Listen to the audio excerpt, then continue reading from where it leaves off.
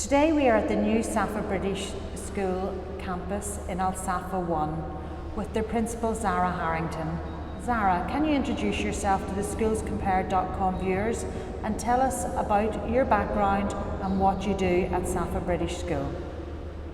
Hi School Compared viewers, I am Zahra Harrington and I am the principal of Safa British School, and I have been the lucky principal here for 3 years, and before that I was extremely fortunate to work both here in the UAE and in the UK as a head teacher and a principal.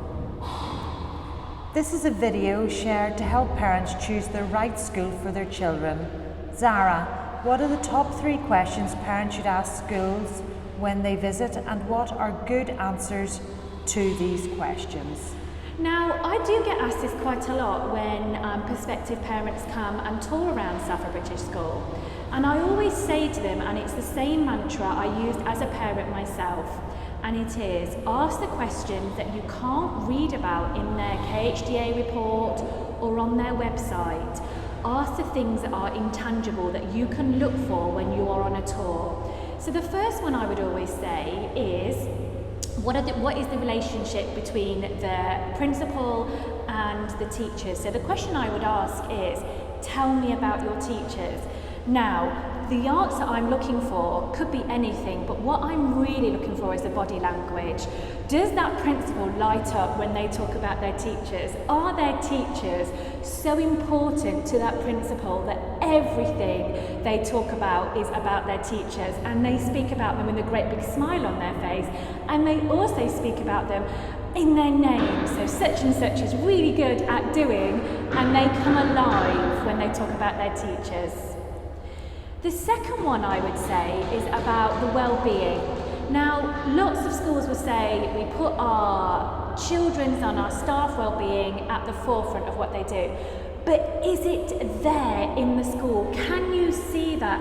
Can you see the children holding open the doors for you? Can you see the smiles on their faces as they see the principal walking around, because they are absolutely elated that that principal is coming to their classroom? Is it that they are kind to each other?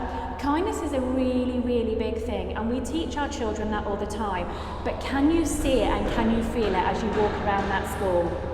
And last but not least, has to be a holistic approach. We expect our schools, quite rightly so, to have the academics sorted. That's a given.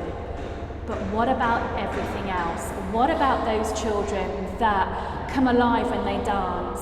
Or what about those children that want to perform in assemblies?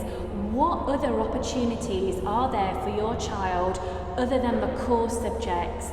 And that's when you find your school. Always go with your gut.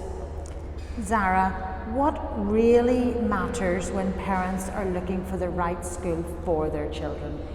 They have to visualise their child in that school without a shadow of a doubt. When you walk around the school and you walk into that classroom, could you picture your son or daughter on that carpet at that table working with those children? Could you see yourself dropping off at that classroom every morning and having a chat with that teacher? Because as a family you are committing to that school, and that is really important, because once you have that relationship with your teacher, you and as a parent and the teacher will absolutely ensure your child thrives. So can you summarise the single most important piece of advice you can give parents when deciding on a new school for their children? Go with your gut. Don't look at where your friends are putting their children. Go with what is right just for your child. Zara, thank you very much, and it's been a wonderful experience here in the new campus. Background noise and everything. The builders are going for it. Thank you very much. Thank you. And you hope to be open when? It's September. Good luck. Thank you very much.